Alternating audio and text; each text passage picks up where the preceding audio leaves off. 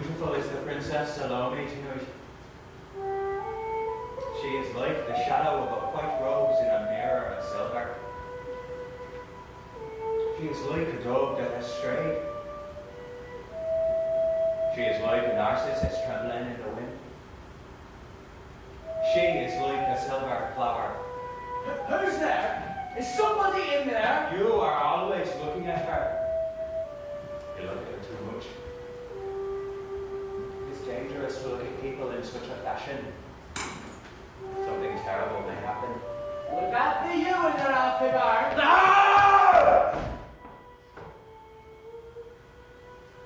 I have kissed thy mouth, Joe Cannon. I have kissed thy mouth. There was a bitter taste, but what matter? What matter? I have kissed thy mouth. Standing here in the dark like a ghost. You should be outside. It's the first sun we've had all spring. Being Ireland, it's probably the last. Have you come to gloat too, Father? Watch the wretched man gather up his paper crowns and cardboard sandals. Nobody's gloating now. I know how much this place meant. No, you don't, Father. No, I went to the Archbishop myself. Surely I told him there was another punishment to fit the crime. Spare me, you Gilbert and Sullivan man. Don't put it out, I said. Why, this little theatre is a holy place for Alfie Marr. Why, he loves St. Elders the way that some men love women. I'm sure he had a fine smirk on him when he heard that one. The truth be told, Alfie, you brought this upon yourself. You should have told me that the Salome was a dirty play. It's not. It's art, Father. Art.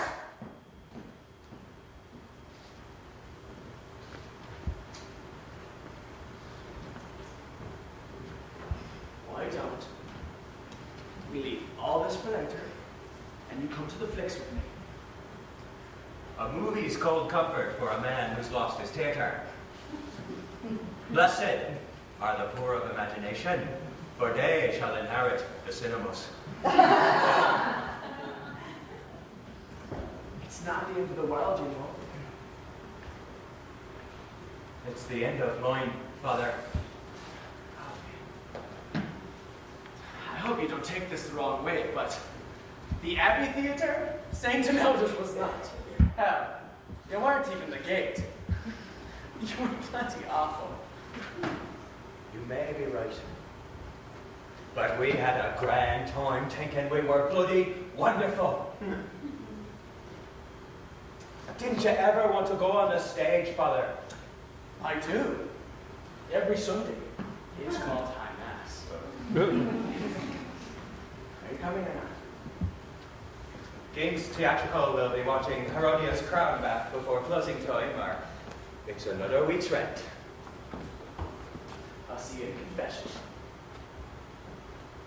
No, you won't, Father. Kindly pull the dials you go.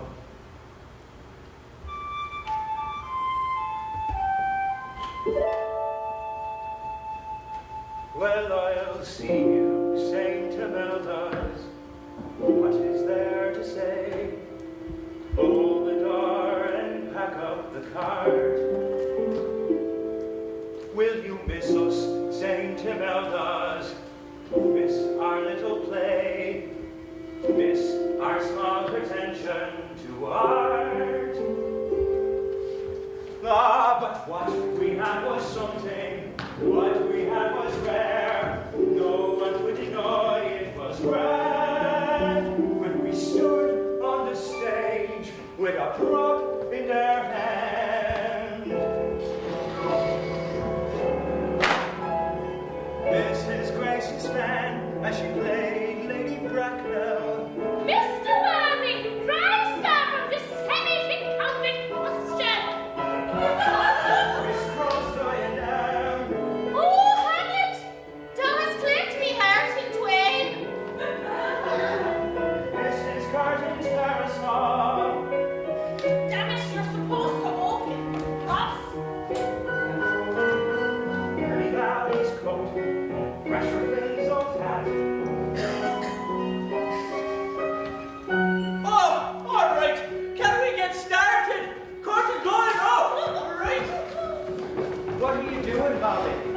We're putting on our own play. It's about time, too. And the orderly man this time, no standing up front to tell us where to go, or how to speak, or when to pick up a prop. We get to be ourselves this time, and so do you. You need a little powder, love, your brow is shining. Stand still. I don't believe I know this play, Mrs. Grace. You will, Mr. Man. We're all in it, taking all the parts. What are we going to call it? The tragedy of Alfie Byrne, a Dublin coachman. Or a man of no. I think you mean the comedy about. All right, beginners to the stage on the doubles. Curtain going on. Cue the rain. I said cue the rain. Bring it in, Mr. Byrne. It's so rainy, Dublin morning, sky and leaden grey. Black umbrellas passing, just your normal day. A woman is sliding through wakes on the plate. Colin Harper Roger, now Alfie, you're late. And the man is brushing the lint from his vest, just a man. His uniform beautifully pressed. Now the man remembers a poem that makes his heart yearn. But his sister says, straighten your tie. Then the butcher next door waits goodbye. To a man of no importance. Into Robbie's pay, to ride her off the bus. Just another day for the two of us. Me darling Gauzy. Don't start, I got your head on me. We were playing snooker till all hours. Golden hair, glinting in the winter sun. It's raining, it's March. My hair's not golden and my name's not fuzzy. It's Robbie's will take the very much. Right on, fair Apollo. Brace your engines, though, where are Tweety and you?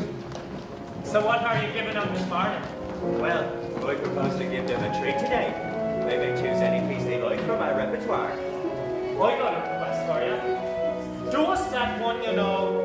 The dead are dancing with the dead. You like that one, do ya? I do indeed. That's my poet, bollocks.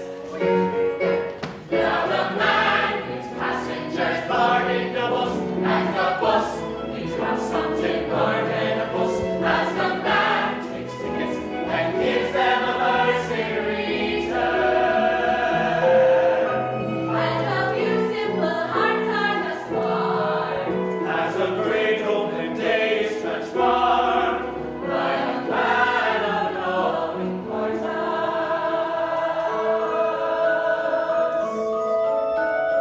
What we had was something, what we had was rare. Poetry and art in the air. And friends, good morning, my dear friends. Good morning, Mr. Byrne. With your permission, I will begin today's reading The Haunted House by Dublin's own immortal Oscar Wilde. That is if you want to be telling us a holiday, Mrs. Patrick. My lips are sealed, Mr. Byrne. It was requested by our very own coachman, Mr. Robbie Fay. You should be ashamed of yourself, Robbie Fay. The tread of dancing feet. We loitered down the moonlit street and stopped beneath the harlot's house. Picture the bus as it moves down the street past a window, a fish and a priest on a bike, a handful of people with journeys to make, leaving the everyday world in their wake. Then it's break.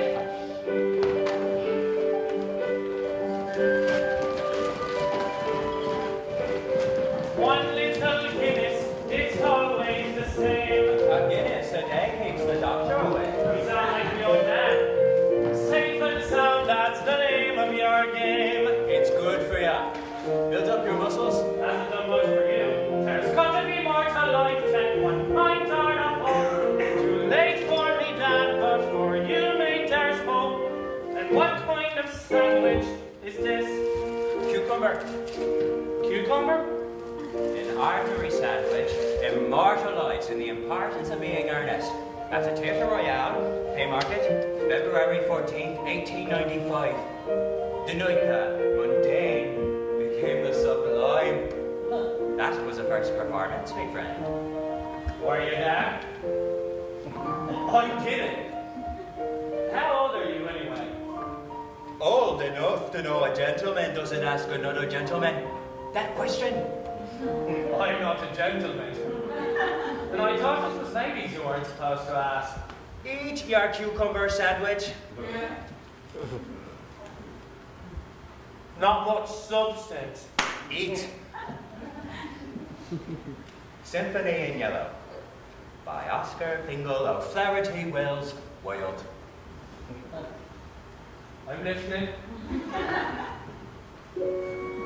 An omnibus across the bridge crawls like a yellow butterfly. And here and there, a passerby shows like a little restless midge. Midge. Midge is good. I like midge. You don't have to know what it means to know what it means. You know what I mean, Al? That's because we feel poetry here in our hearts. That's much better than understanding with our minds. You're learning? That's good, you're learning. What's going on here? Damn, it's Carson. You look like you could use a Guinness, Mr. Carson. You're 8 minutes behind schedule. The Dublin transit system doesn't take this lax's lightly. I'm warning you. Picture the bus as it moves down the street past unknown with a stacker and a boy with a dog. A bus in the rain and a home list of men, bringing his passengers home once again. Good afternoon, my dear friends. Good afternoon, Mr. Bear. With your permission, I will continue with the artist's house. Then turning to my love, I said, the dead are dancing with the dead. The dust is whirling with the dust. But she heard the violin and left my side and entered in. Love passed into the house of lust. Oh, look, pretty girl, no one's noticed you are. Enters the bus, takes a seat by the door. My friends, we have a new face.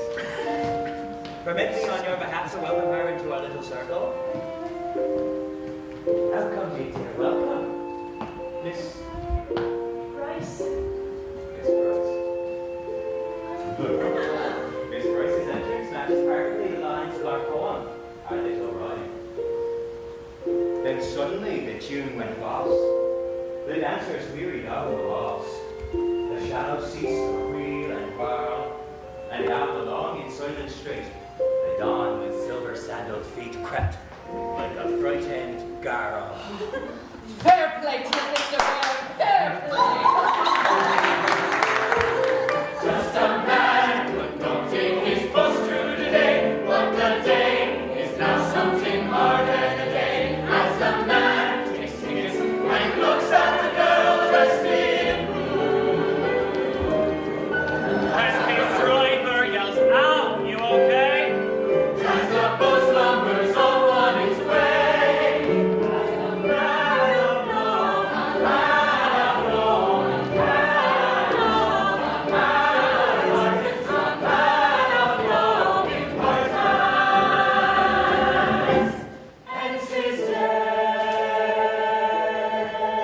Come, James.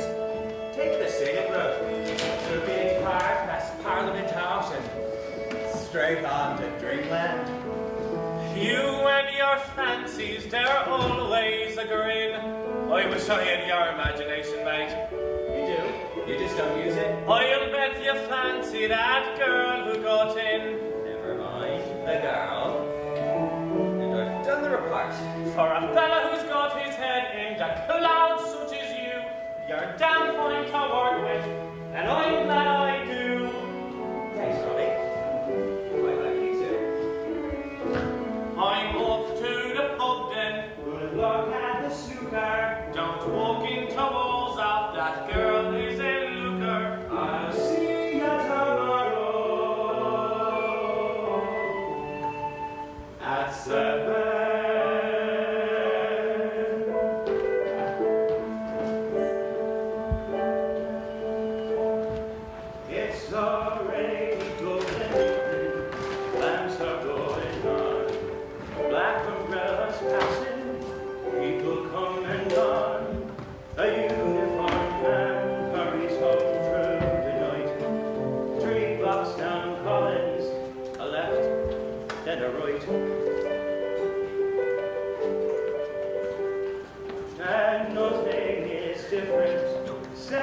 one ray of light, or a man of no importance.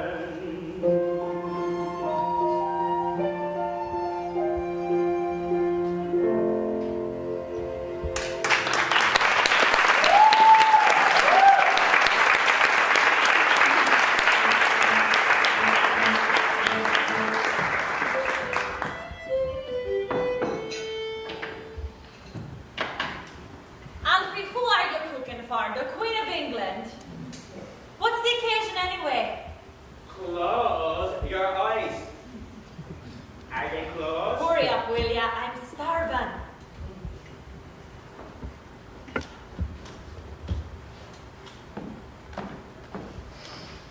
Ecco la mia sorella. E qui te gli occhi. Open your eyes now. Merciful hour, I couldn't eat that. You had it before. You liked it. It's spaghetti with bolognese sauce. It's not curry, is it? Curry's Indian. The fellows with the turbans. Never eaten curry again, not after the last time. This is Italian. Yeah, well, they're all darkies to me. The Genoveses are Italian, Lily. The Decentes, the Volpes, they boil their vegetables off you. Yeah, and look what they do to them. Suppose I'll have to eat something to keep body and soul together.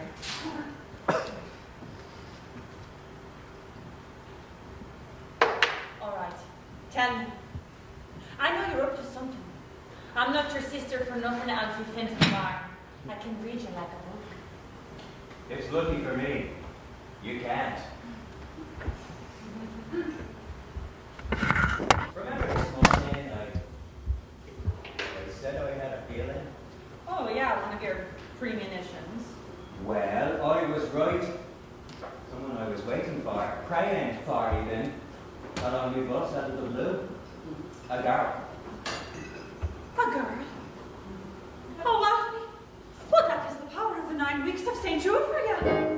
Oh, excuse me while I faint. Or holler at the window. Mom, Dad, wherever you are there, tell Gabriel to blow his mighty horn. Let me all dear, sweet little brothers in love. Ah, how long has it been I've been down in the knee saying rosaries into me sleep. The cows I've been, the novenas I've said, the hopes Henrietta would weep. Well. The girls in Fidelity call me a martyr, but that will be all in the past. Now heaven has lifted the burden of life and has brought you a sweetie at last. Oh, you had better propose to her fast. Are you true, Mill? I'm all ears. Speak now. Say sweet words to me only angel. She's not for me, she's for me play. Oh, God, you're not starting down again, are you? Wasn't last time enough for you? If you're talking about the importance of being I'm young, talking about you making an utter fool of yourself. a play like importance needs more than a single performance to get it right. I intend to stage 4 performances, Oscar Wilde's masterpiece. Is that all right?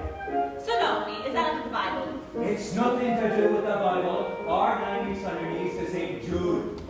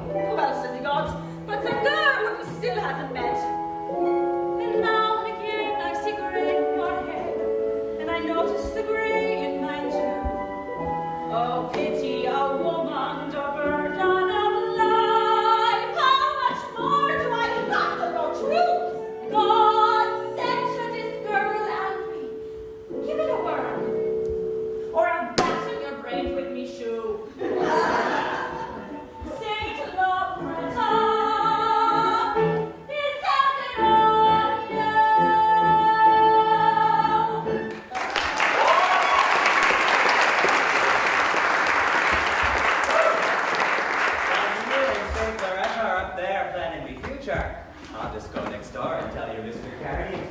We're going up. Mr. Carney's as bad as you. You're both bewitched. There should be a law against it. What? The theatre? No, your theatre, St. Amanda's. Well, one of you are going up. And you sit down, watching Lucille Ball. A true talent.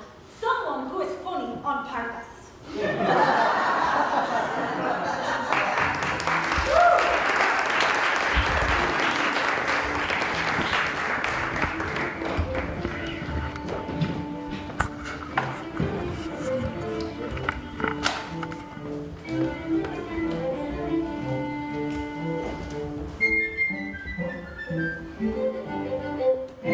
Tie it up good and tight, Mr. Kearney.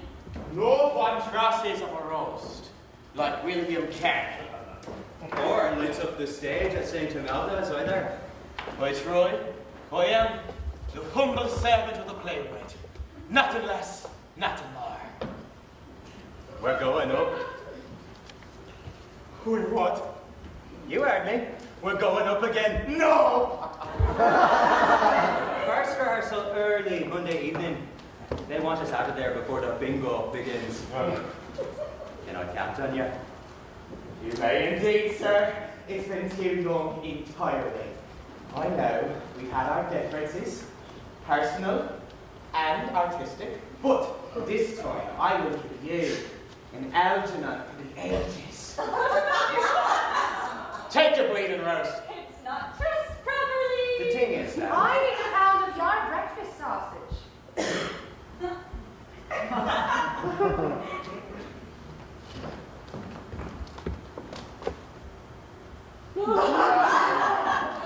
We're closed, woman. Can't you see we're going up? You have made me the happiest of men, Mr. Baron. I'm what they call a creature of the theatre. Keep me off the stage too long, and I'll start to shrivel up. Me soul needs the exercise, Mr. Baron. have no fear, Mr. Carney. No matter what play we do, you're still me star. God bless you, Alfie Baron. The refreshments. Oh, no, don't worry. I will provide the ham for the rehearsal sandwiches. We'll let some of the others provide the ham for the performance. 7 o'clock, Monday, St. Imelda's. I'll go tell the others. You're the first to know. Mr. Carney. He doesn't hear me.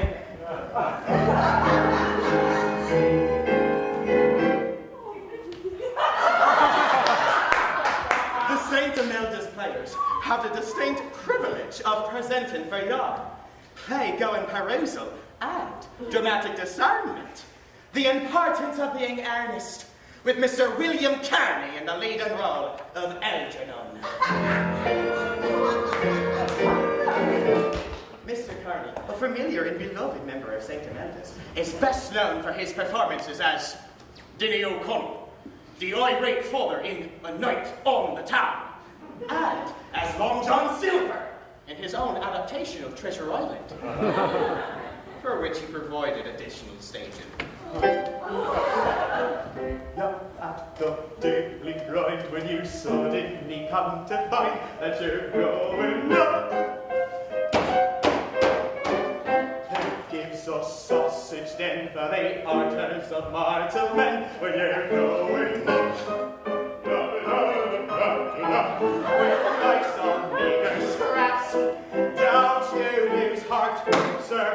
Drop that lever, grab the old taps, and perhaps you'll land a meaty part, sir.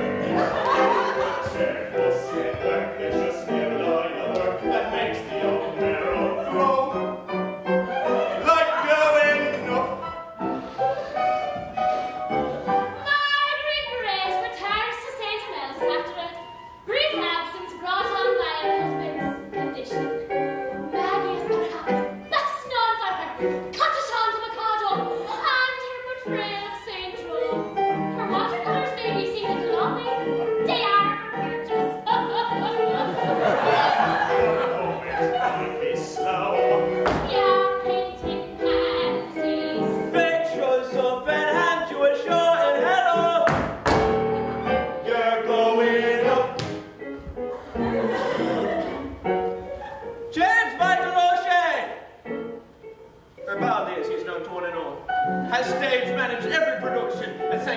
Melrose since its founding. His late wife Mary will be remembered for her many performances on our stage. Mr. O'Shea is a retired publican. All the crow was Miss Prism in last season's performance of Dean Martin's of the Americans. But her favourite role remains the title one in our centennial production of Peter Pan!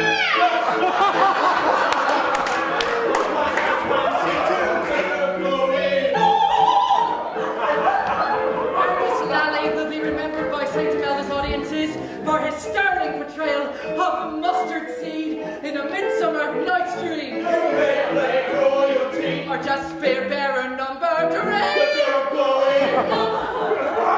He is a founding member of St. Melrose and appeared in our inaugural production of Pygmalion as Colonel Pickering. In his youth, Roger was no lawyer than gymnast. Smiley O'Hara, currently on our flight is making his theatre debut with this production. Thank you.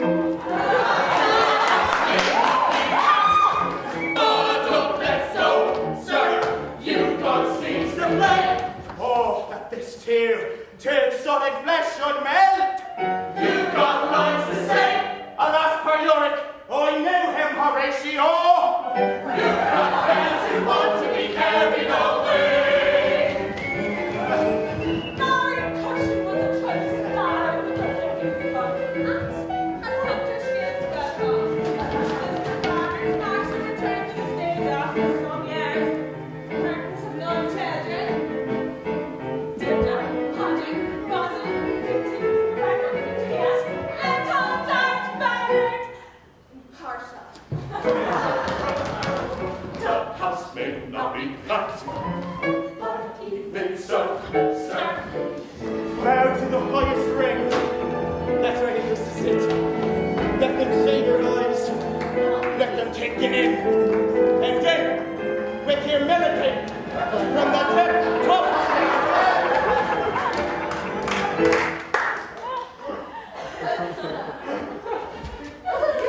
Tonight, Mr. Gray. You're right. I was damn good.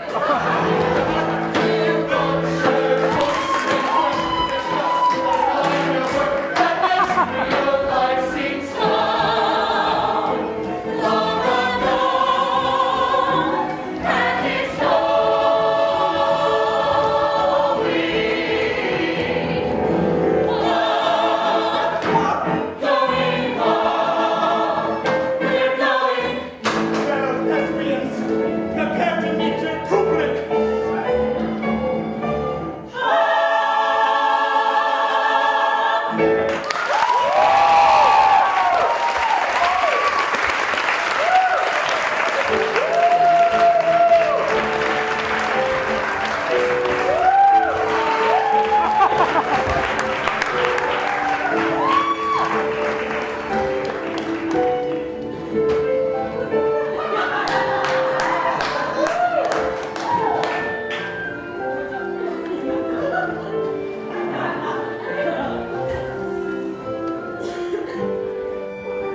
What play are we doing, Mr. Byrne? Why are you keeping us in suspense? My vote is for an ideal husband. We just did that. Well, you do it till you get it right. What are we waiting for, Alfie? We're already behind schedule. Carson will have a straw. There she comes now. I'm sorry, I was at the doctor's taking for waiting. A princess of Judea does not pay to ride a Dublin motor coach.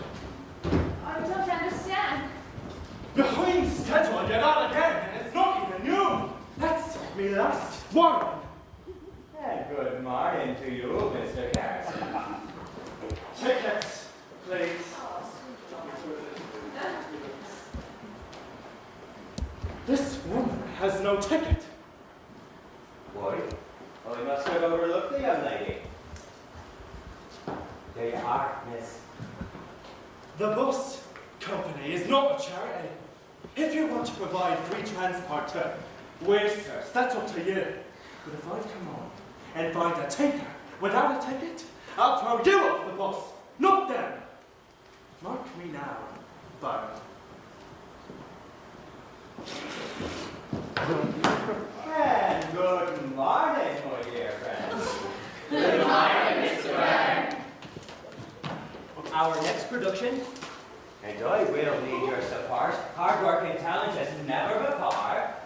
Will be Oscar Wilde's masterpiece, The Tragedy of Salome, Princess of Judea. That's the play with the immodest dancing in it, is it not, Mr. Byrne? It is the play with the sublime dance of the seven bells, Mrs. Grace. It is not immodest. It is art. Mr. Byrne would never allow me to exhibit myself undulating in flimsy garments. And to that we are grateful to Mr. Grace. We need your majestic talents to embody the role of Herodias, wife of Herod, mother of Salome. Does she dance? Not a muscle. Exactly my sentiments, Mrs. Grace. Who's playing Herod? I have to know who he partnered with. No one gives a rat's ass who's playing Herod when you're putting on Salome. If anyone on this bus is playing a 16-year-old virgin, I want to be personally going to buy a ticket for the company on a century. How beautiful is the Princess Salome tonight? What are you looking at? How pale the princess is. Never have I seen her so pale. Oh, she is pale. She is like rose in a mirror of silver. I didn't want to jump and to be made fun of. Go to hell, all of you, I'll walk. Miss Rice. Expected more from city folk, but I guess human nature is what it is. Big city or village. Mean-spirited and vile. A single girl isn't good for anyone's jobs. We meant no offense. It was my inappropriate way of asking you to be in our little play. Play? What play? Salome, by Oscar Wilde. She's a beautiful princess. Like you, Miss Rice. I'm not an actress. We're an amateur group. We do it for fun, for love. We're all friends. You just be one of us. The moment I set my eyes on you, Miss Rice, I knew I found my Salome. I'm too shy. I'd get the giggles or I'd faint. No, you wouldn't. You'd be in another world entirely. A world of your own creation. Who's my prince? You, I suppose. Oh, no. You're lying. I'm no leading man, on stage or off. I'm hoping that we partner in trouble of us, our driver. I'm hoping he'll play. Well, Buchanan's not really a prince, but you are a lieutenant. That wouldn't be too hard. He's a looker. Yes, he is. And no, it wouldn't. What do you say? How can a girl who's from a someplace north of nowhere be a princess? What in the world would make it think that I was qualified for playing the part? We have an instinct for talent. I'm from Roscommon, where the major entertainment is to sit outside the pub and watch a fly on dog shite. I'm joking. They have their football and their toys, and they don't believe in art. Okay, sure. Got that line. I'm just a shop girl who puts prices on the produce, not a princess. My royal palace is the back room of White House, brick wall fair of I don't pretend to be a teen, but plain and common when you brought him in Roscommon. So use pretended.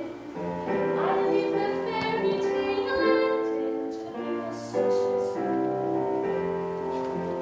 Miss Rice. they don't raise dreamers in Roscommon, only onions and potatoes. You can only talk about potatoes so long. No one there could ever see what you seem to see in me. Well, possibly Roscommon was wrong. It can be beautiful out there.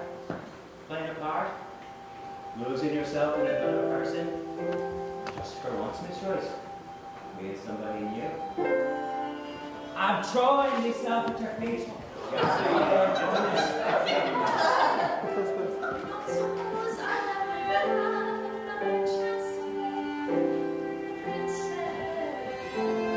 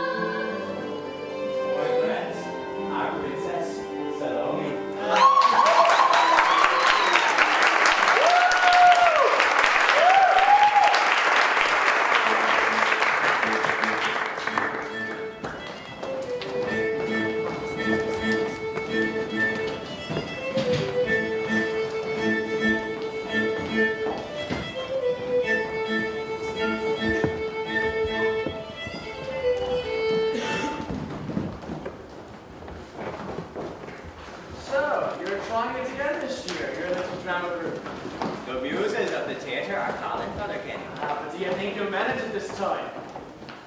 We're quietly confident, Father. And it's not the same play. Will you be changing? No, it's another one.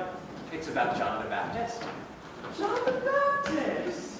Ah, well, you'll need a lot of water then, Mr. Barr. A river garden, so to speak. No water is beheading. It's a very joy play we'll be doing, Father. No mopping up after us, Peter. That's a relief. Water, bingo's not a good mix. But it's a biblical theme, and that is a good one. Funny. Ah, here's Mrs. Patcher with the keys. Wonderful woman. I don't know what the Sodality would do without her. She'd make you a fine wife. I'm married, Father Kenny. Ah, yes. Good ones usually are. You know, I have the keys now, Father. John the Baptist. Would there be a dance in there somewhere? Would it be a modest dancing? Because the Archbishop is very strong on a modest dancing. It is not modest, Father Kenny. It is art. Art. There the keys. And you might drop off that script sometime? We'll do that. The Archbishop is very strong on a lot of things. It must be exhausting. Have you fixed the lights yet, Baldy? We can't perform in a dark theatre. Unfortunately for you, I have. That's what was wrong with your last production, you know. People could see it. All right. Here goes nothing. You're a genius! You are the rock on which the St. Imelda's players are built. Don't you tell Carney that. And does he know what play you're doing? Carney doesn't care about the play. He only cares about the size of his part. He's in the sodality of the Sacred Heart. Remember. Carney has a starring role. That will go a long way to mollify his Catholic principles. Give us a hand, will you, Peter? You still setting up your coffers to go to London and become the fifth preacher? I'm going to start me own class. The Annihilators. Irish music for Irishmen. Art is for everybody, Peter. And if it's not, it should be. Don't take this personally, Mr. Barr. But art is for old fogies. Rock and roll is the future. Art. I hope you're wrong. Baldy, as many times as I've done this, the first reading is still, in some ways, the most magic time of all in the theatre. Our first encounter with the playwright's words, our tongue stumbling over the poetry of his heart. No preconceptions. True creativity reigns. This roof is the Tetrarch's terrace that light both the evening star. Those old leather boots you're wearing, Roman sandals. yes, they are. In our empire vast, a cool night breeze is blowing across the sand. And in 20 seconds, at the door, the Empress herself will stand. Oh, the Empress herself will stand. Give me me robe, put on me crown. I have immortal longings in me. Wonderful reading as usual, Mrs. Grace, but you're in the wrong play. Wonderful to have you back, Mrs. Curtin. When I left the house, the 8-year-old was strangling the 5-year-old. The dishes were stacked to the ceiling, and the old man was watching the telly with his trousers open. People ask me why I love theatre. I haven't been half so happy since I don't remember when. Me friends in a room together. Oh, we're back on the boards again! There is something about the theatre. Even just one. You can almost smell it. Especially this one. Coming through. Gentlemen, I just want someone to tell me why we're not doing the importance of being honest again. Because we found someone new. People are tired of looking at your old book. Mr. Carney, you want to play King Herod? Well, then, this is your dramatic role. Wait, change for you. I think you'll forget. get challenged, mind you. I like to get part too. Is this the right place? Here's our princess alone.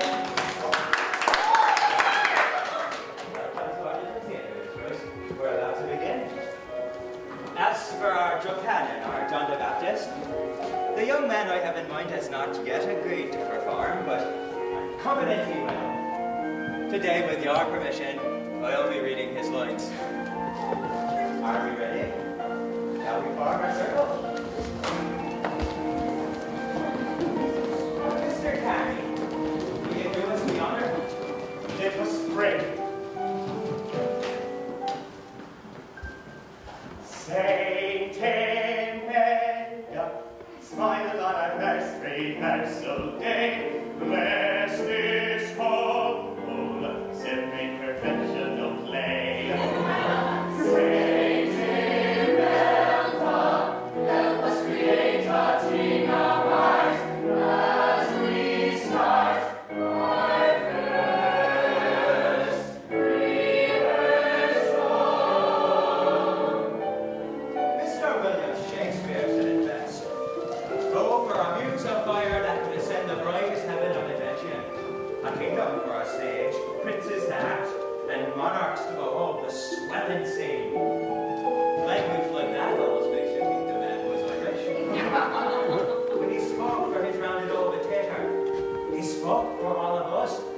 What's the difference between the globe and this church social hall? None. We are both infinite. Feel the magical rings surround us, that's warning us who we are. From girl of us, the princess, a light bulb to a star. It's as if we are 3 or 4 years old, and our first punch in duty show. On this magical day we enter our play, and who knows where we may go? Who knows where we may go?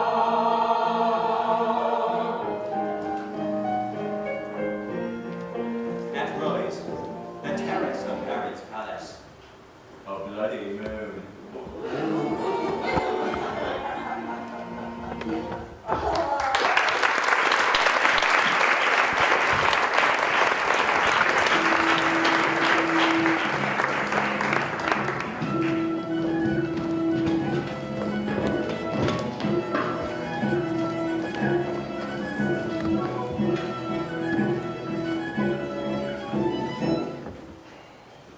Are you going to join me playing?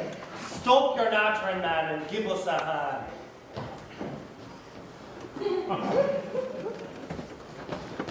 Why do you say no to something you've never tried? There's lots of things I've never tried that I never intend to. And play acting is one of them. Use some strength, man. I am. So you can stop trying to get me in tights in a wig, spouting poetry. Your audience would be in stitches, but no one would be laughing harder than me. Ah, didn't you never get a look at me skinny legs when we was changing? No one would be laughing, including you, if you spoke the words of a great poet from the heart. The tights, the wigs, that's the folderol of the theatre. In the theatre, it's your heart we're after. But my heart is set on getting to a pub. To hell with this tire. The rim's all bent. Carson can fix it himself. Why got you all dirty? Come on, let's put on a clean shirt and call it a day. Don't look so crushed. I'm not an actor. I don't know about your sort of stuff. Article. I'm just an ordinary book.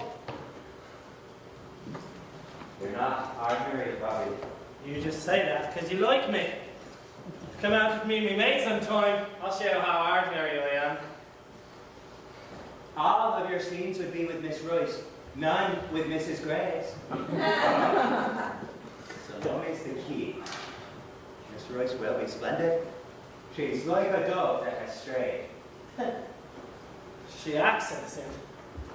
She is innocent. She is a virgin. She has never defiled herself. She has never abandoned herself to men like other goddesses. Jesus, is that what you think? I do. I do. Then you're more innocent than she. I thought you were interested in Miss Royce. Why would I be interested in Miss Royce? She's young, she's beautiful, she's a girl. Well, I'm not. There must be something wrong with me. Who are you interested in? That's for me to know. You to find out. Amen. I know what you meant. Stop trying to fix me up with a bard neither of us knows the first thing about. Come to think of it, I don't know much more about you. We work together and all, but how are you? Where do you go at night? What do you do? What fire's burning your loins, Mr. Bairn? Saint Imelda's my life. Putting on plays. Those are my friends. I'm talking about reality, man. It's a real world out there, Dublin is. You're coming with me tonight. Me sister will be waiting supper for me. You've been taking tickets too long. She'll take me head off. It's time you opened your eyes, mate. I don't want to stand on a stage with a sword. I went to a pantomime once. I was bored. I'm not a poetical sort of a person like you. When I need a poem, the streets and the gutters will do. There's Tommy Flanagan who lights the gas lamps, 190 lamps in Phoenix Park alone. He's done it drunk for over 57 years in Dublin. And down on Henry Street is that John Napper, old rapping Johnny with a face like hammered meat. But Johnny's singing brings a Dublin man to tears. I don't know the words to tell you how it feels, or how to put it in a rhyme. But if you come with me, you'll know how the lamps in the park look like blood in the dark as they glow on the streets of Dublin.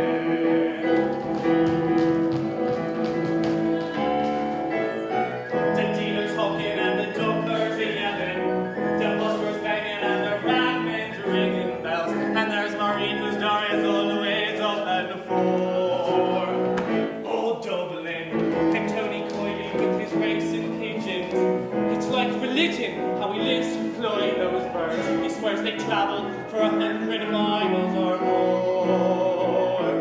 I don't know the words that you might say, so I can put it my own way.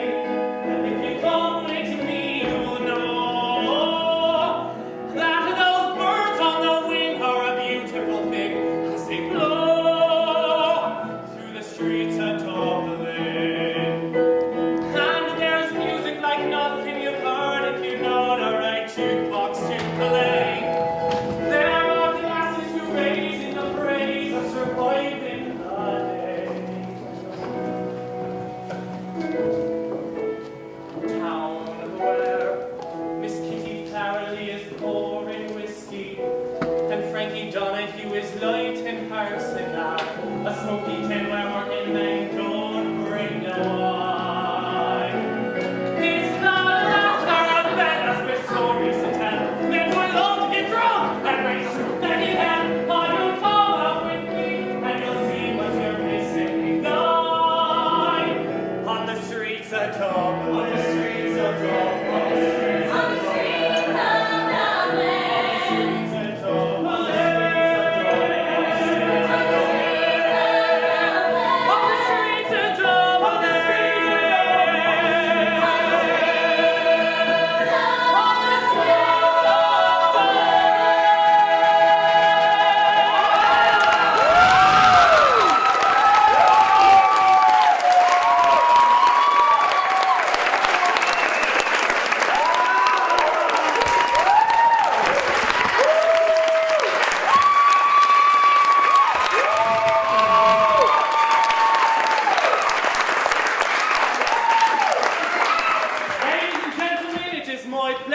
introduce to you my working partner, theatrical producer extraordinaire, and general hellraiser, Mr. Alfie Barnes. Drinks on me! Please don't take his money. He's a queer looking tulip. He's alright. I'll take the usual. Kitty thinks you're weird. She's right. You are. What do you have, mate? Virgin Mary, please. I can get you a Mary, love, but I don't know if she's gonna be a virgin. Oh, where do you think the Ritz? This is a working man's pub. Me and you are working men. Now, what would you like that they might serve you at a working man's pub? I'll have a pint. That's more like it. A pint for me, mate, Kitty. Not even mates. This is Alfie, the conductor, for the Holy Terrors and the Dublin Transit System. I told you about it. Hello? Ah, the one who likes the theatre. Good place is any to pick up a bird. Hey, you gonna sing us something, mate? What? Well, we all sing here. We're drunk. We're Irish. What else are we gonna do? Cheer up now. It's only a song I wanted. Singing is a window to a man's soul. Give him a look. Sort of like a ritual. We all have to do it. I'll do my best. I'm not really a... There is one I love. It was on a misty Sunday we said our goodbye, and I still can see her smiling, that tear in her eye. She said, "Son, please remember, no matter the cost, you may travel far, but love's never lost." So I traveled down the high road and far from Tralee. What kind of Irish sight is that? Hey, buddy, I thought John McCormick was dead. Just right out of the wrong centre, that's all. Hey, Robert, who's running off? They're only having fun with your love. Lies will be lies in the time. Their hearts are lighted. Jesus, that's an awful shame you got there, mister. Would you like a woodbine instead of your house? No, thanks. I find it very simple. Very handsome young chap, Daddy, your Robbie Fay. Yes, Mary. Mars a pity then. What is it? Someone like him did it forward. Someone like that. Won't come to a good end, how can it? I don't understand. I thought you were his mate. Oh, you big mouth, Kitty Fairley!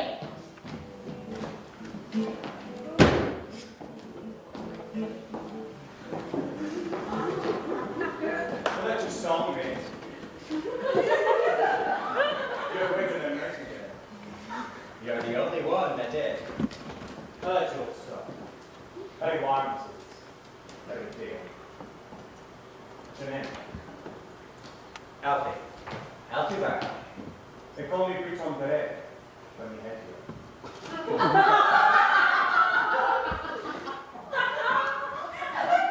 So, what's up, Alfie Barnes? Oh, Move things up.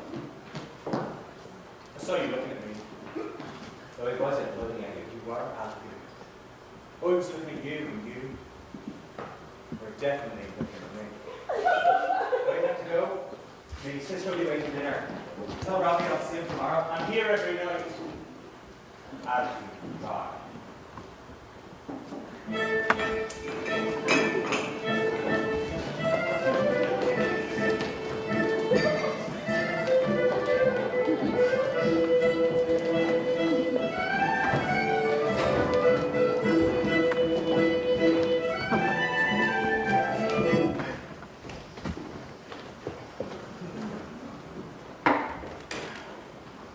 This is filth. On the docks lady. Pornographic filth. Just listen to this. Are you ready? Close your ears. I was a virgin, and thou didst take my virginity from me. I was chaste, and thou dost fill my veins with fire. Mr. Carney, I may have to ask you to leave, sir. It's not me, Lynn. It's his planning. Wait, it gets worse. Thou wert beautiful, Joe Clement. Thy body was a column of ivory. There was nothing in the world so white as thy body. Is she talking about you, Mr. Carney? Of course not, woman. I had it. This is a 16-year-old girl speaking to John the Baptist, who was the first Roman Catholic priest, practically.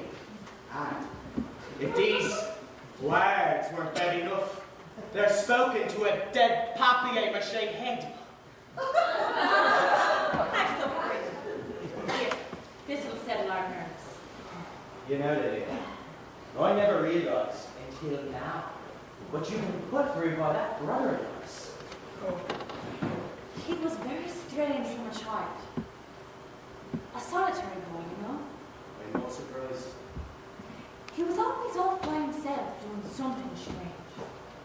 Puppets he liked. Puppets? What kind of puppets? Hand puppets or marionettes? But he made them with his own little fingers. Oh, Lily. That room of his, it's always locked. There'd be no locks if it was made. You must always have access. Without access, you get salaciousness. Do you know what's in his room? Books. Hundreds of books under lock and key.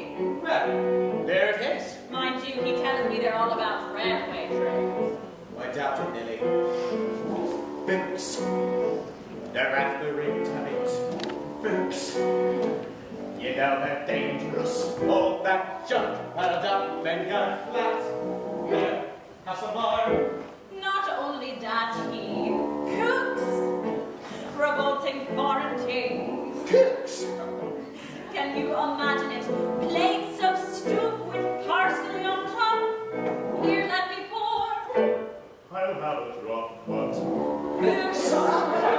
it isn't natural. Just think how bad it looks. To peek through the crack and meet with a stack of books. He changes the locks continuously. He does it to charge me. We should attempt to keep him out of harm's way. But you don't mean like St. James's Hospital, do you? No, Lily, I don't mean to have him committed. But that is a fairly good idea. No. I was talking about marriage. Lily, dear. By rights, Mr. Carney, as we should be married and out of the house. May sentiments, exactly. And then it would just be us, Mr. and Mrs. William Carey. Lily, I wouldn't say out of the house. If it was me, I'd be home at 5 with some chops or liver or ham. And every single Sunday, we have lamb. We take a stroll watching people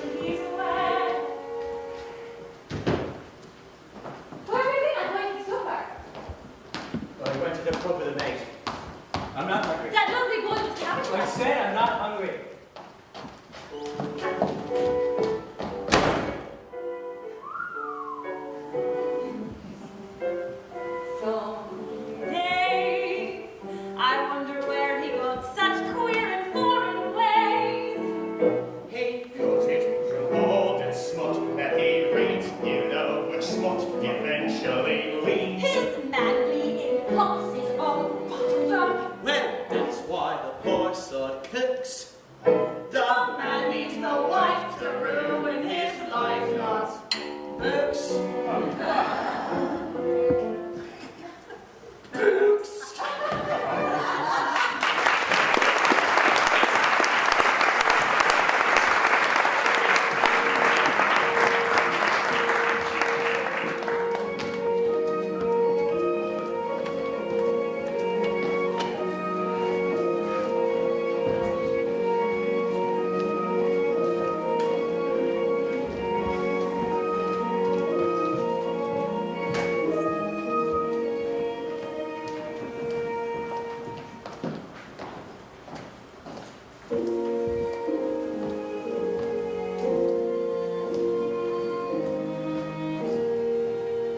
You've come to a pretty pass, Elphegard.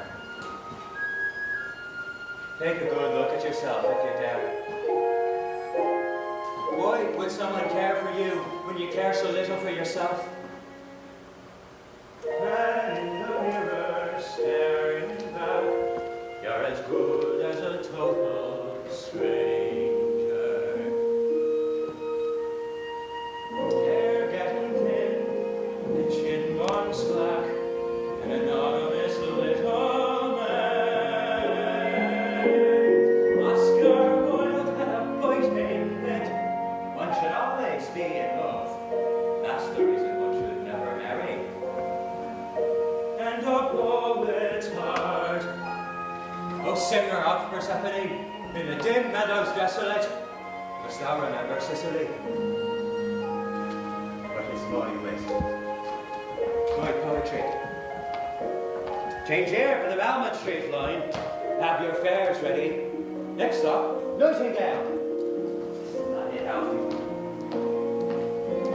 Be honest. Look, it's in the eyes. The dead eyes of a man who does not know who he is. Here in the mirror every night is the face of a man in prison. Oscar, you burn so brave and bright, but there's some of us never can. There's some of us never can. Oscar Fingal of Flaherty, Wills Wild. You wouldn't have noticed me either. There is no hell but this empty man. A body without a soul, or a soul without a body. Frightened? I know. I know. Where is my golden glove? Where but in musty place? Who is this man in the thickening body? Riding a bus to the end of his days. Sins of flesh are nothing. Sins of the soul alone. Shameful. Man in the mirror, staring back, you're afraid of your own reflection. All that you want and dream and lack, and there's no one but you to blame. Afraid of the world, afraid of myself, and a love that dare not speak its name.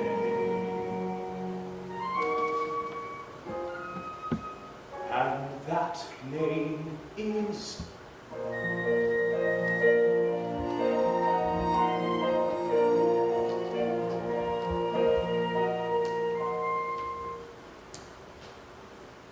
Robbie.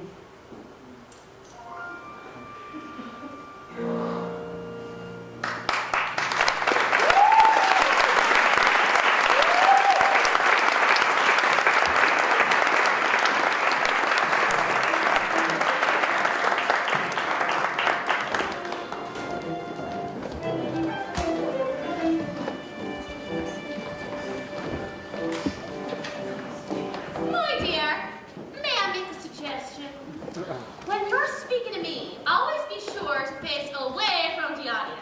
That's right. Let's get back to them. It's called upstaging. Thank you, Miss Crow. Oh, just little tricks of the actor's craft, my dear. You'll catch on. My instinct is to face front. Oh, I know. It's a common error beginners make. Can you hear me, Mr. Byrne? Perfectly, Mrs. Carter. Can you still hear me? Yes, please, we're rehearsing. I'm a famous stage whisperer, Miss Rice. It took me years. She's a little old for me daughter, Mr. Byrne. Could she be me sister? Again, Mr. Lally. You must not look at her. You look too much at her. Mr. Lally, would you mind if we did it just once more? When do we get our John the Baptist? Soon, Mrs. Grace. Now silence, all of you. We're working here, not a pin. Again, Mr. Lally, how pale the princess is, never have I seen her so pale. She is like the shadow of a white rose in a mirror. How silver. You must not look at her. You look too much at her.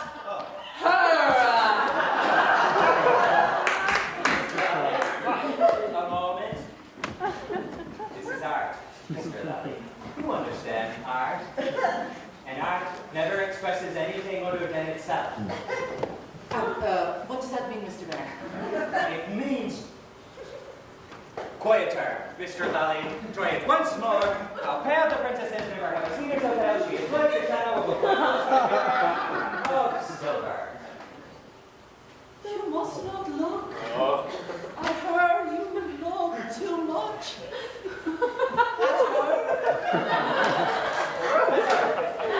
Better, much better. Wait, that's all we can do this evening without our errands. You're very good hair tonight, Mr. Bear. Thank you, Mr. Lally, but that's not the point. Mr. Carney spits when he acts. He got me all wet last play. I certainly hope Mr. Carney will favor us with his presence. I cannot rehearse me scenes alone. When an artist like Mr. William Carney is unable to assist at rehearsal, I'm sure it is for a very good reason. Mrs. Grace, I'll see you all tomorrow at 7 o'clock. Good evening, my dear friends. Good evening, Mr. Byrne.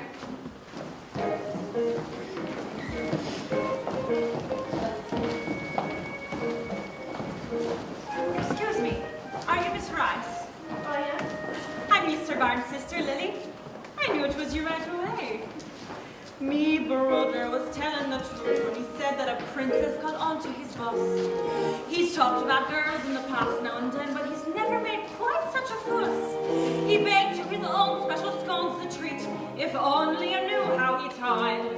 That garden house food must be awful to eat, but his cooking could get a girl spoiled. Oh, there's some eggs in the bag which I boiled. I'm not much of a driver, Mrs. Miss, that's another thing we have in common. What's the other? Me brother. Now Alfie is crippled with shyness, and so invitations are all up to me. And hearing him talk about you, I just knew that he'd love to invite you for tea. It's sad that a fella so decent and nice has spent half his life on the wing. Let's make it for dinner this Sunday, Miss Rice. And I promise I won't cook a thing. Lily, what are you doing here?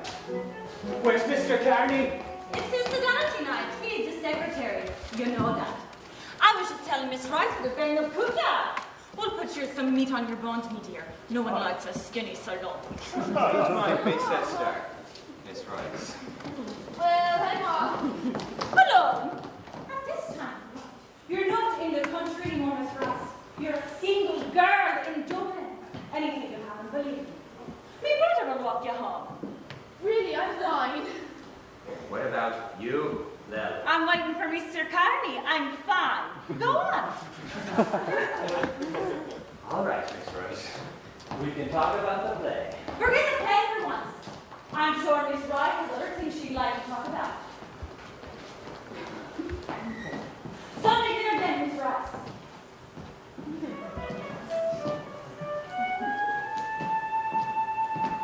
safe little world where he lives in his fancies as if he were still 8 or 9. It's time to grow up, Alfie. It's time to step out. As for fancies, it's time I had gone. She's young and she's pretty and ready to dance, and there in her eyes I could see a hopeful young thing on the brink of her chance, very much like the girl that was me. God sent you this girl, Alfie. Give it your word for the sake of the girl that was me.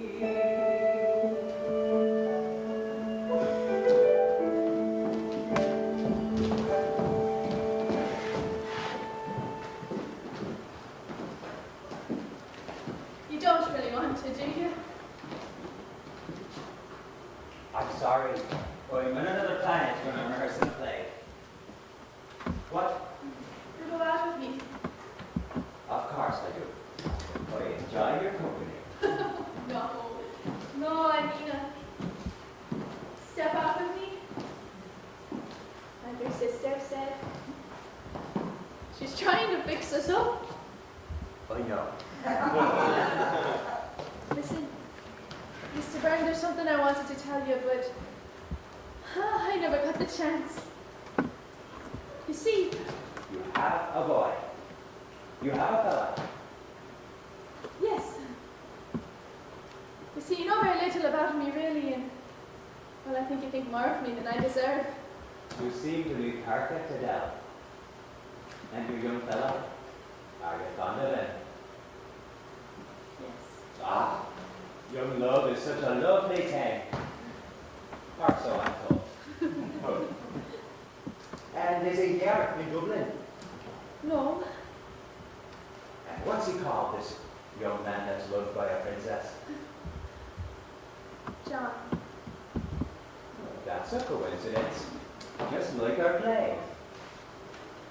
He's a very lucky fella, this John of yours. Oh, it's all right. I'm just being stupid. People can be very harsh judges, you know. Why would anyone judge you, my princess? I'm far from a princess. Far from it, but I know you won't judge me too harshly. Who is anyone to judge you? I'm not one to lecture. How could I dare? Someone like me, who's been mainly nowhere. But in my experience, be as it may, you just have to love who you love. You just have to love who you love. Your common sense tells you best not to begin, but your full heart cannot help plunging in, and nothing and no one will stand in your way. You just have to love who you love. You just have to love who you love. People can be hard sometimes, and their words may cut so deep. Choose the one you choose, love, and don't lose a moment's sleep. Who can tell you who to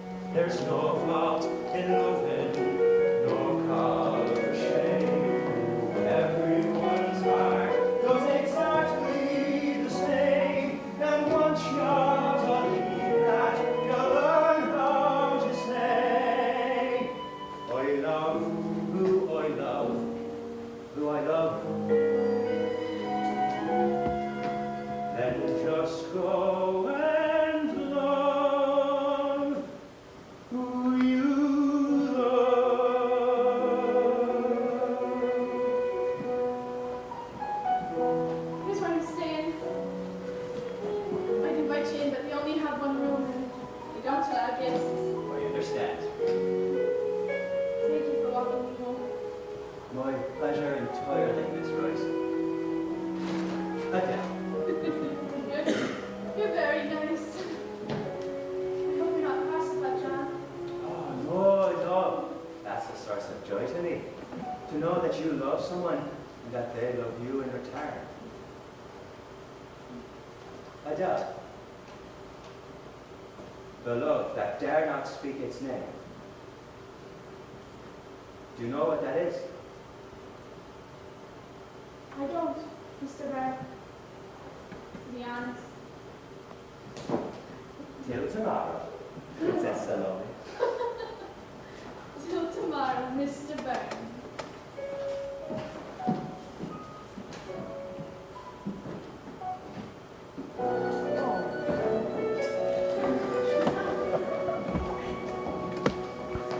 It's the Nightingale. You got another tune for us, love? No? Then how about a cigarette? Sorry? I don't smoke. Neither do I. Filthy hands. But you don't understand. I think you do. Alfie, lie. But to hurry, man. The night is young, and so am I.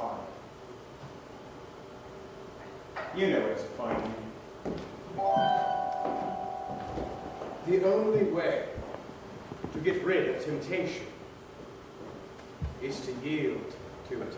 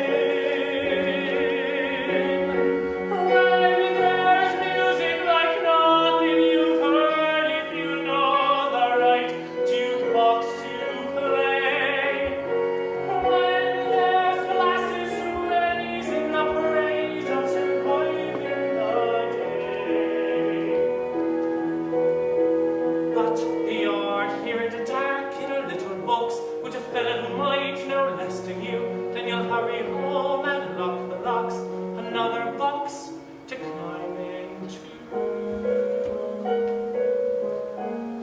For God's sakes, man, tell him, and then we'll have a pint.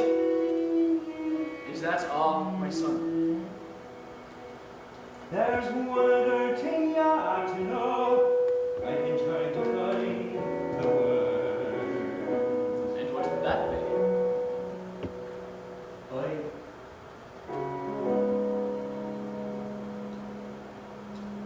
Well, no. That's all I have to say.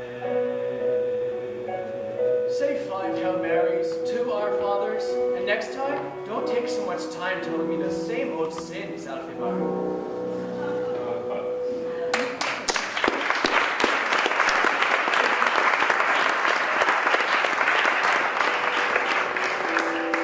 Lovely service, Father. How's Mr. Grace? Hard as ever, thanks. Thank God for a little play.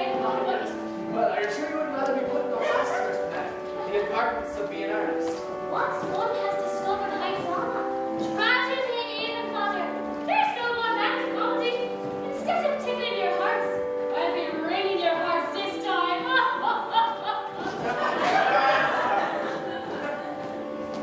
A fine service, Father. A fine service, if I do say so myself. One feels cleansed.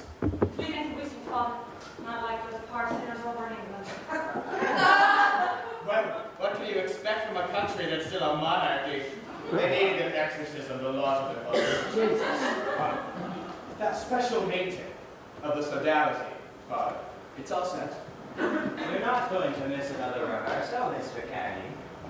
Sometimes a man has bigger fish to fry than his own little kipper. That's unholiness. Only to a sinner. Only to a sinner. Are you coming now? I want to pay me respects to our dad. Tell him I've got a roasting.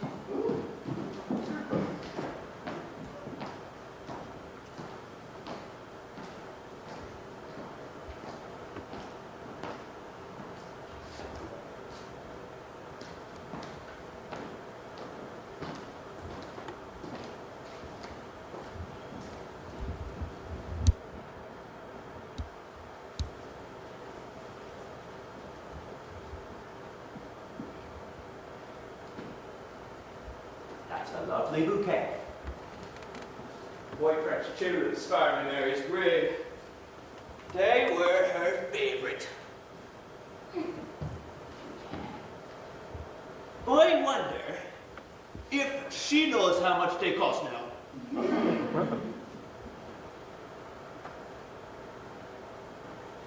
We'd have a terrible row.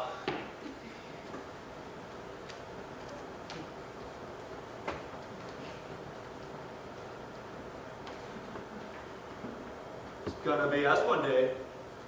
Me before you, no doubt. Just gives a man pause. If I can only produce one beautiful work of art, I shall be able to rob malice of its venom, cowardice of its snare, and pluck out the tongue of scorn by the roots. Something's up with you, Elfie bird. You gonna tell me what it is? It's me play. Well, if that's all, you'll be fine. You always have. Do you ever get lonely, Baldy? Of course I do, Alfie. Why, ever since Mary passed, God rest her, there's scarcely a day. A man needs a partner in life, a helpmate. That's why God made man and woman. You're married. Was a big woman. Break a bag of ribs she would. Nothing like it. That's the best part about it.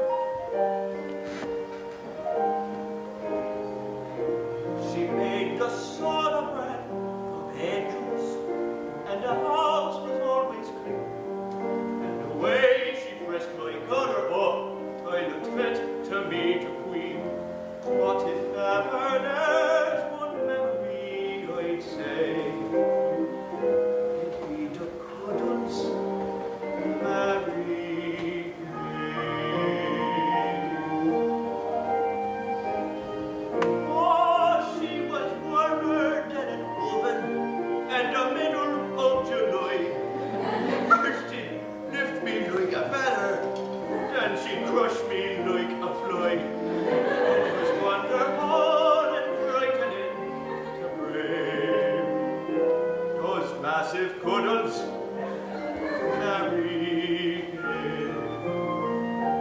How she talked as we walked down the road on an evening, the neighbors all calling, hello, hello. Just a great sturdy girl and a small skinny fella, but we were well suited, you know. It doesn't seem so long ago. Now I'll be buttoned in my shirt, or in the middle of a shade, and especially putting flowers on the headstone of her grave. And I think I've had a fine, contented life,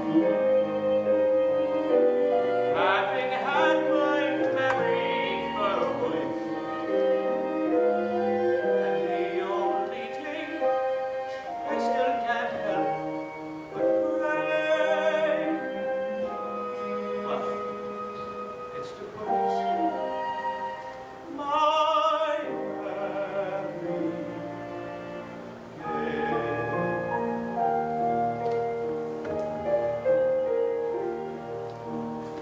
That's what you need. A woman to cuddle you. Stop your mulling around, set you to right.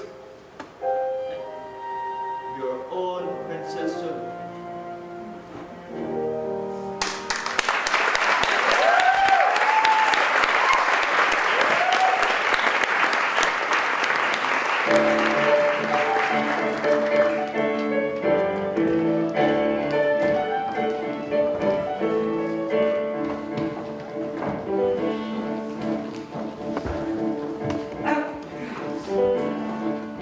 Mr. Byrne, I've been reading the script as the prop master this time, not the second Cappadocian. I don't know which is more challenging.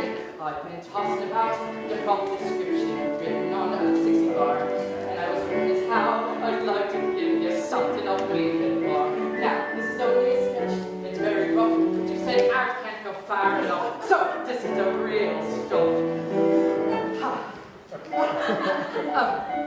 I tried red paint first, but it wasn't realistic. And then I tried real blood, but it was too realistic. I don't want to fight the audience. I think tomato ketchup ought to do the trick. If Miss Royce doesn't mind the smell. What do you think, Mr. Bear? What is it, Mr. Gladly? It's that of John the Baptist. I thought it might be. Well, if you aren't content with his heads in here, you'll not tear the whole feckin' thing to shreds. And it's been a half now. This will be out. Mr. Byrne! Does 7 veils pose a great challenge to a designer? But I hope you think I've risen to the occasion. I've been figuring out Saloni's costume, all of the small details, and I'm trying to find a new interpretation of 7 veils. This is just an idea. Be honest, please. Would you say art uses what it sees, and they're having a sale on these zippers? 7 zippers for 7 veils. Zip. Zip.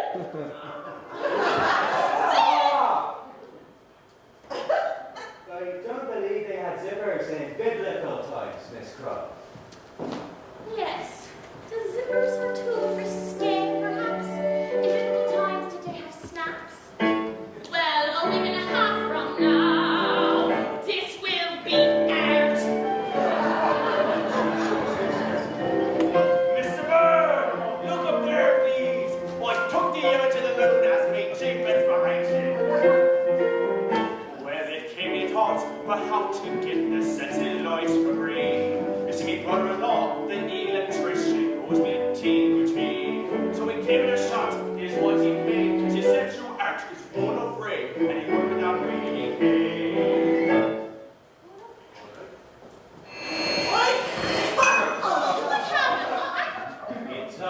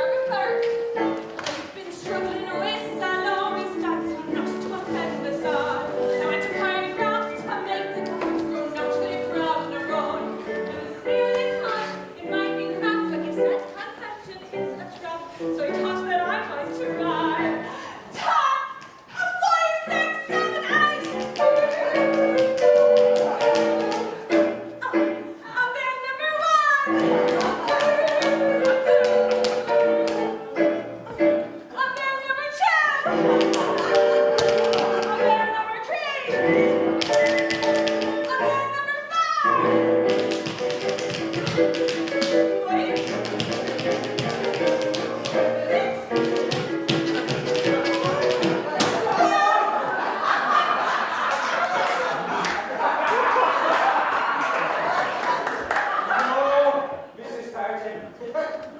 No. I'm afraid not.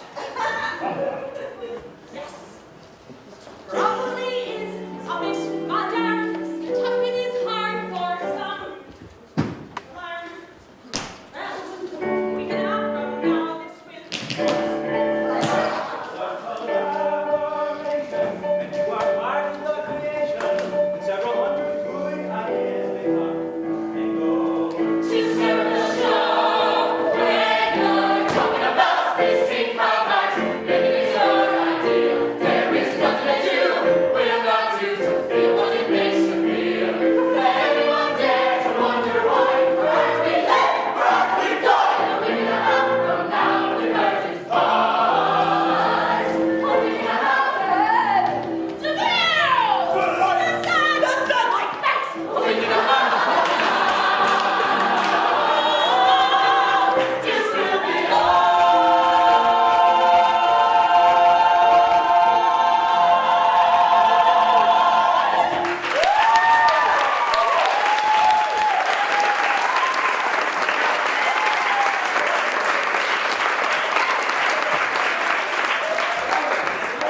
We'll pick it up with the final scene.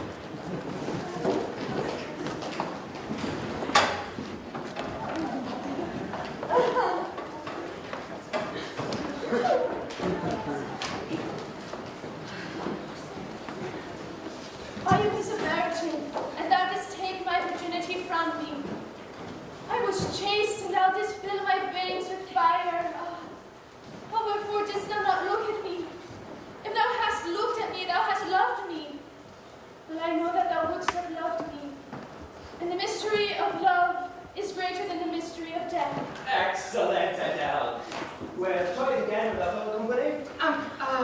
Mr. Carney has been telling people it's a dirty play, Mr. Bear. Oh, Mr. Carney's upset with the size of his heart. I told him there are no small parts, only small actors. Everything that about you, Miss Grace. This is for all of us. This. What we do here, our play, is not real life. And that is what is great achievement. To take the crude play of real life and to transmute it into art. So, though Salome is a belly dancer, she's pure as quicksilver is pure. For you see, Wilde had no life aside from art. Remember that. He lived in the realm of the aesthetic. He never descended into the sewer. Let's rehearse. Second Cappadocians. Never descended into the sewer, rather. Some people I know. Quickly! Complete concentration now. No smoking or eating or going to it. This is a very difficult scene for Miss Lois. Silence! What are you talking?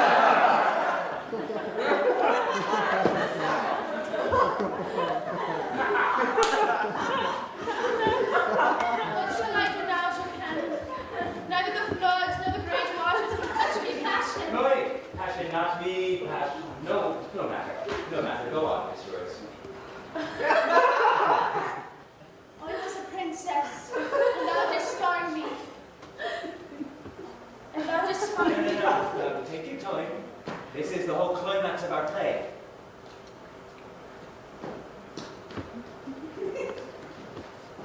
I was a princess, and thou didst scorn me. I was a virgin, and thou didst take. Oh, this is no good.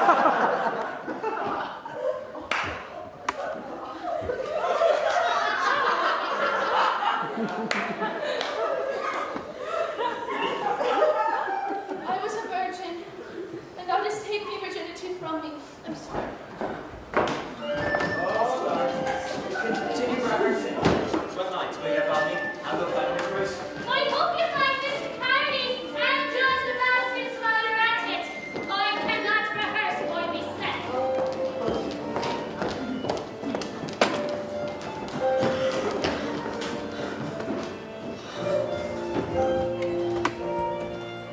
It's my fault. I've been too hard on you. It's not you, Mr. Byrne. It's the part. Even the great Sarah Bernhardt had trouble with it. Oh, it's not the part either, Mr. Byrne. I am not what you think I am. I am not your virgin princess. I'm going to have a baby, Mr. Byrne. But you're not married. No, I'm not. Alfie, I want to see the finale. Come with me now. Still rehearsing, Father. You have to wait. Mr. Carney's got a special meeting. It seems that there's a bit of a crisis with your play. It's all really golden evening, clouds are rolling by, umbrellas passing The sky is the color of factory slaves, but there are lights through the rectory gate.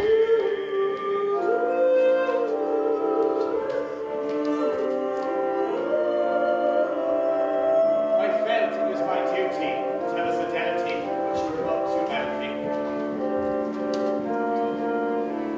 There's something amiss beneath our roof, a pennish throat. This play of his is blasphemy and must be stopped. Excuse me, Monsignor. These are confusing times. You read it in the news, you'll hear it in the songs they play. May I say- And in confusing times, believing is our strength. What else is there to guide our way? These agents of corruption, these documents of lust, the church will still be here after they're all dust. You're talking about a masterpiece of dramatic literature. To a heathen atheist, your play might be some kind of masterpiece. To a devout Catholic, it is an affront to everything our Lord, Jesus Christ, stretched out his arms and died for. The play is cancelled, and St. Imelda's players are barred from further use of the hall. Next order of business. I was only thinking of your soul, Elfie. Nothing else. In these confusing times, I cleave to what I know, a servant of the sacred Lamb. You had one foot in hell, I only meant you well. Listen, Alfie, you know who I am. I know who you are. Queensberry! Now the sounds of accusation echo down the lane, echoing his heart and echoing his brain. The memories on the road passed by, Comes to a door, turns a key in the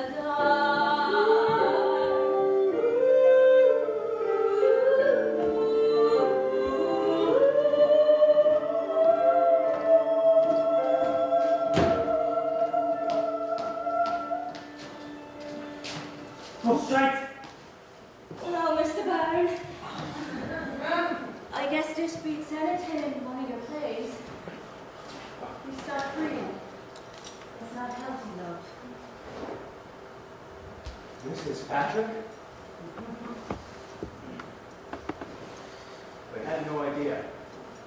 I believe that's the point of an extramarital affair, Mr. Byrne. Now, you can have the sodality crucifying me. Damn the sodality. What are you doing here anyway? This is bound to happen, Robbie. I'm glad someone knows Mary. It shouldn't be like this. I love her and I want to marry her. She thinks I'm daft. He is daft. I'm 32 years old. I have 3 kids. He'll be someone his own age and forget all about me. I will not. Will you kindly stop talking about me like I'm not here? I love you, damn it. Love. Oh, Lord. That word causes more trouble than it's worth.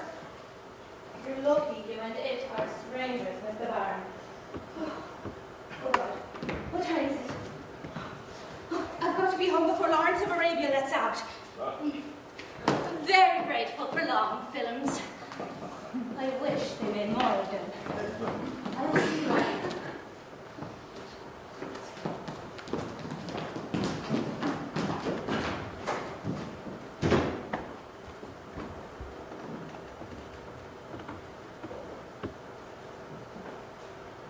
Why are you looking at me like that? She's a married woman. Are you going to judge me now? Tell me I'm a sorry sight. Are you going to say that confession will set me right? I don't give a feck for that. No one's going to tell me what's proper to do. Least of all you. You live with your sister and don't get out. Well, poets won't teach you what life's about, or how it feels loving someone who can't walk down the street with you.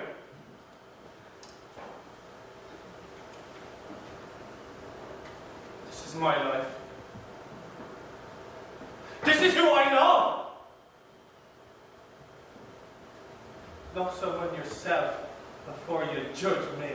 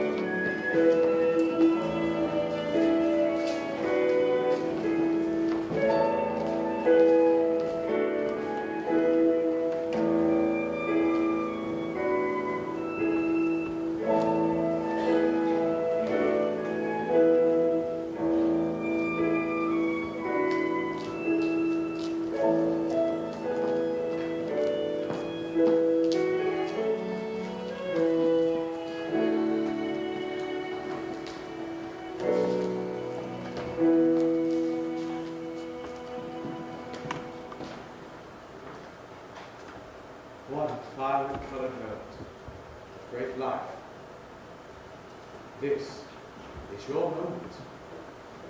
After that. Will you walk with me? But of course, I would consider it in harm.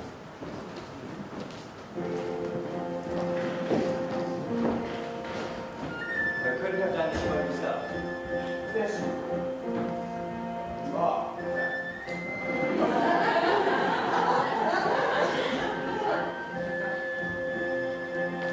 I feel, you'll laugh. I feel wonderful. Alfie Bard is alive and walking the streets of Dublin with his good friend, Oscar Fingal of Flaherty, Wales Wild. I'd love to say your entire name. Why? I don't think. A name which is destined to be in everyone's mouth mustn't be too long. It becomes too expensive in the advertisements. See that house there? That's where I was born. They put the plaque on the wrong house. You've got to love the Irish. Well, here we are. Go on. Don't be afraid. You're not coming in? While we're standing here, the whole of the world before you. Down their derision, to much fear is lowest little men. And you have a fighting yet.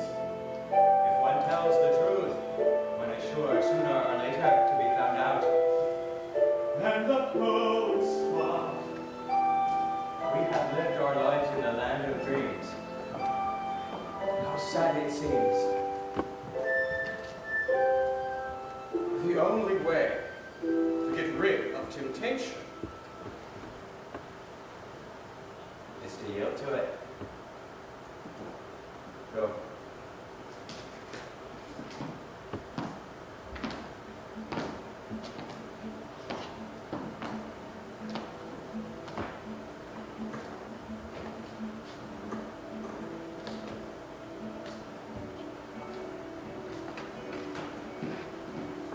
You want a what?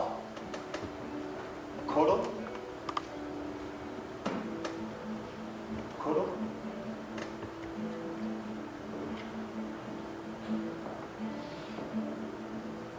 Come on then.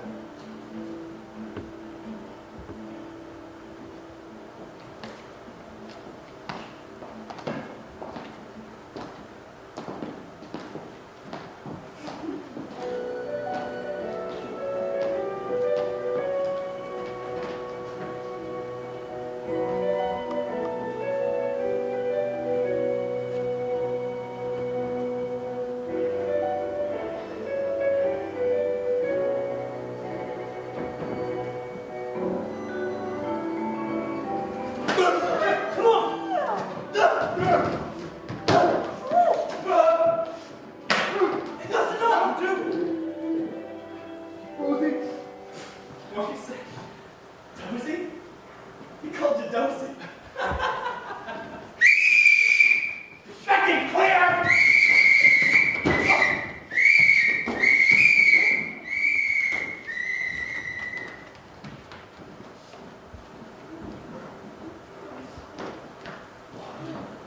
All right, fella.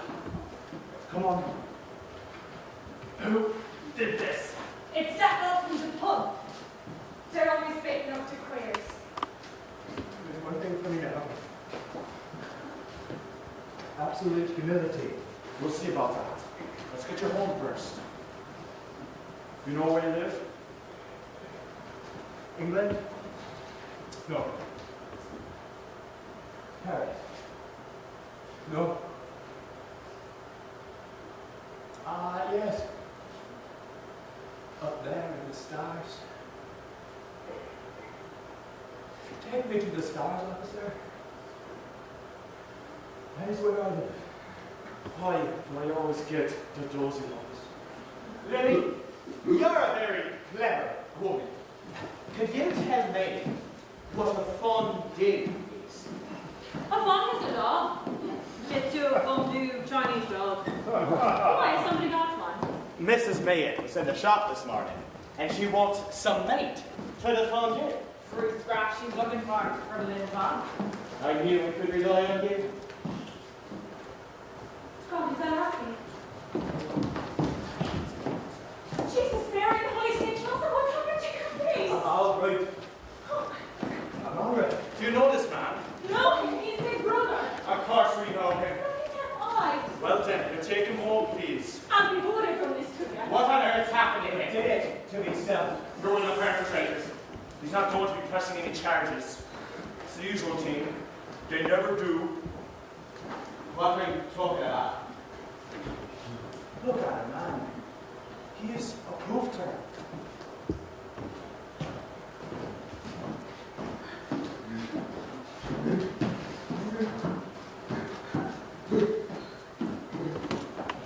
You boy, the only one who didn't know.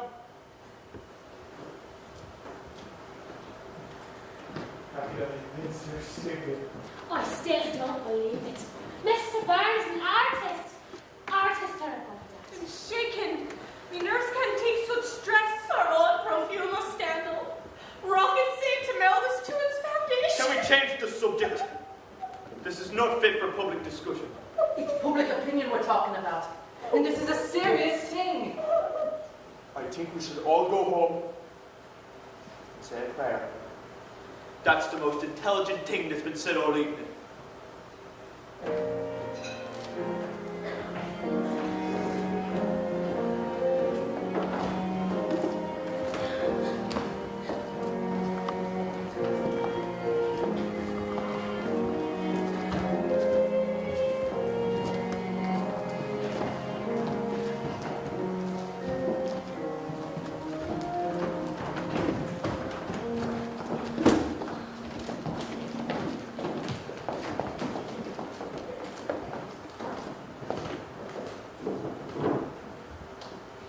Eat. I have. It's your favorite. Sweetbreads. I think of where your hands have been. That's the point. They haven't been anywhere. They haven't been close enough to anybody to rub up against them, let alone lay my hands on them.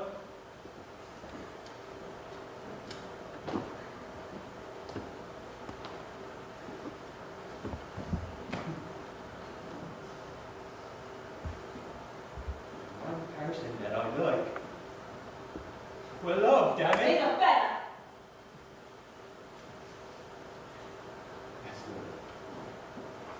Isabella. But don't worry. The very idea that I might love him, or even feel special to him, would be so repulsive to him he wouldn't be able to get far enough away from me. So eat up. My hands are innocent of affection.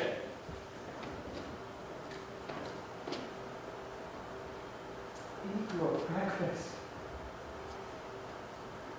Think that all these years, I never even knew you. We sat across this table and lived alive. How stupid could I be to look and never see? Now tell me why I wasted half my life and passed up all my chances. I thought I could protect you. You let me try. How selfish and how cruel to cast me as your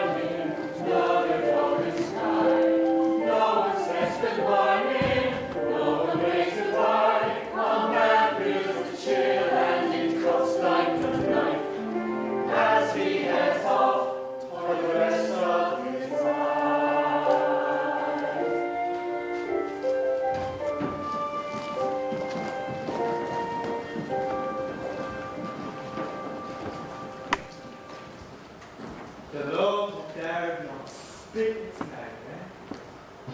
Well, it dared to speak its name last night, by the looks of it. Or you didn't speak love's name last night? That was me crying. You're lucky you're not in the prison. I am in prison. I've been in prison all my life. You barn. I'm your new driver. Keep your distance and we'll get on fine. Where's Robbie? Ballsy, don't you mean? Well, your balls is down.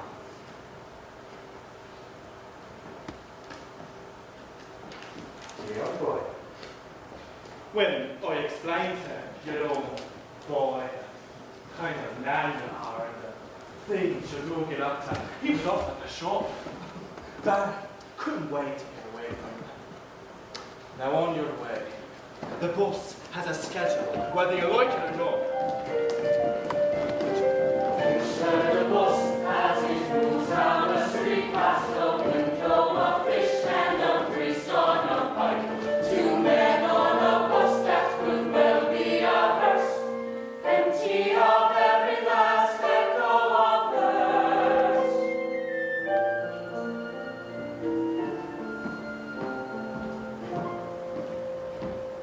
Oh, look who together with the suitcase in hand enters the bus, but she chooses to stand. Yes, wait. I came to say goodbye. I have to go to England. Wait, lad. I need to go for me and the baby. He's moving already. Oh, maybe he'll be a dancer like his mother. And your fellow John. Will he be going with you? He doesn't love me, Mr. Byrne. But you're having his child. He must love you. You've been physically intimate. That isn't always love, you know. You're really innocent, aren't you? It's the man of the world, Miss Rose. Just the man of the world. I was telling the truth, wasn't I? When I said that I wasn't what you thought I was. You've learned a horrible lesson. About me? Of yourself. People can be hard sometimes, and their words can cut so deep. Choose someone you choose now, and don't lose a moment's sleep.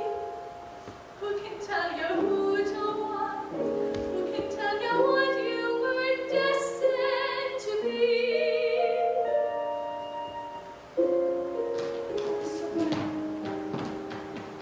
There's no fault in love, no cause for shame. Everyone's heart does exactly the same. And once you believe that, you'll learn how to say, I love you, I know, I know.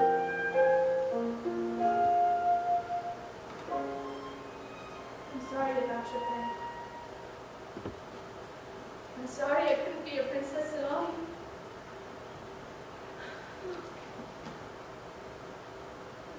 Don't mind Mr. Byrne.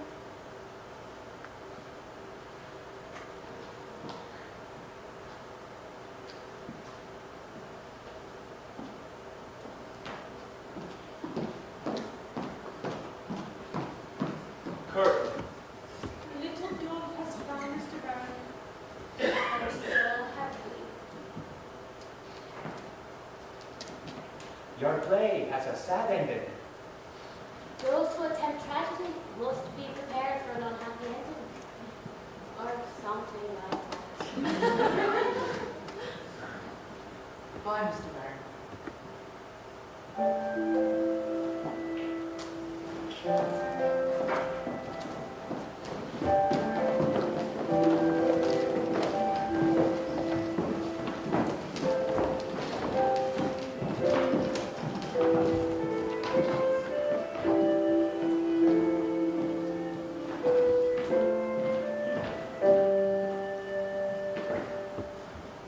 thought you knew a bit of life. You had no clue. You took a step, the world came crashing down on you. What you feared the most of all happened. Well, now you've come to. Welcome to the world. Welcome to the world.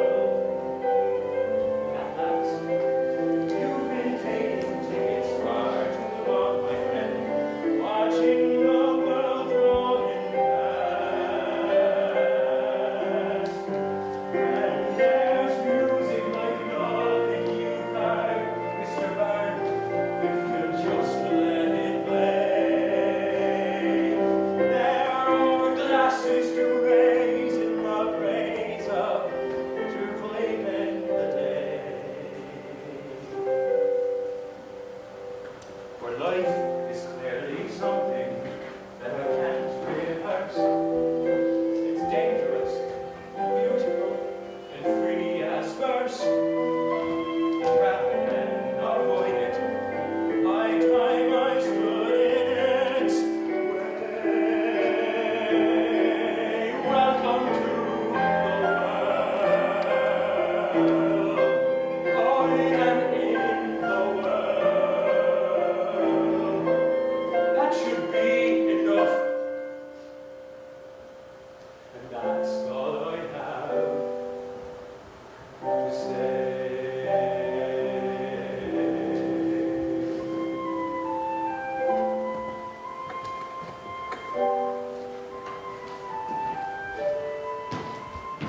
There you are. Who's that?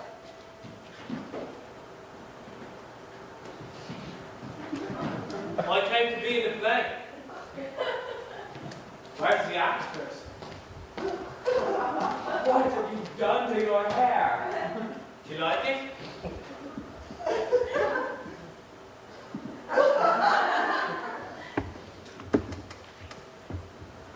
I thought you'd gone. Left me. Don't mind Carson that shite. He had me transferred, but I'll be back. Me own boy. None of that now. I know what you've been up to. I don't care. I like you. You're a pal. And I know who Bosie was and all, so where's this party got for me in the play?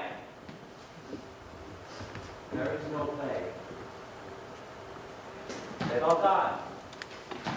Carney turned them against me. There's a chance we could use the hole at St. Douglas. They're looking to do a heartbreak out right down there. We got heartbreak of play. I thought you'd gone for good. And why would I do that, Mr. Byrne? Oh, you're a great sinner. You're a terrible director. Full of mistake. I don't know what you've done, Mr. Byrne, but I know you for a good man. Never liked the acoustics in this hall.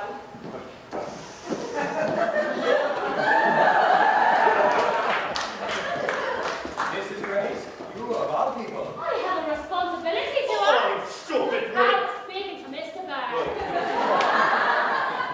Life goes on, and so must we. I'm so blessed to be friends. Nothing else matters. Refreshments.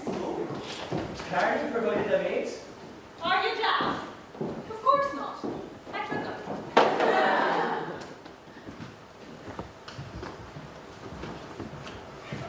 I've been wrong about something. I used to think the most thrilling words in the English language were adverbs. As we began a new project and opened our books to the first page of the playwright's text. They still speak to me, Mr. Byrne. No, Mrs. Grace. The most thrilling words in the English language are these. Good morning, my dear friends. Good Good morning, Mr. Byrne. The future of our little troupe is uncertain. one thing is for sure. We have a new star in our little theatrical tournament. But I think y'all know it.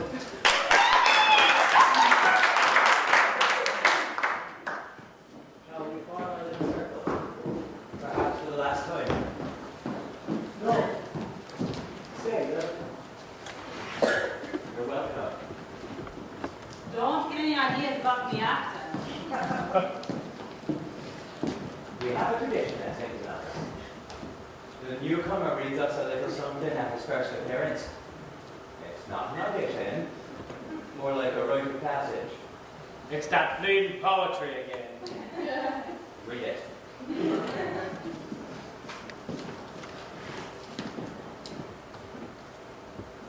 Like two doomed ships that pass in storm, we had crossed each other's way. We made no sign, we said no word, we had no words to say. For we did not meet in the holy night, but in the shameful day. The prison walls were round us both. Two outcast men we were. For the world had thrust us from its heart, and God from out his care.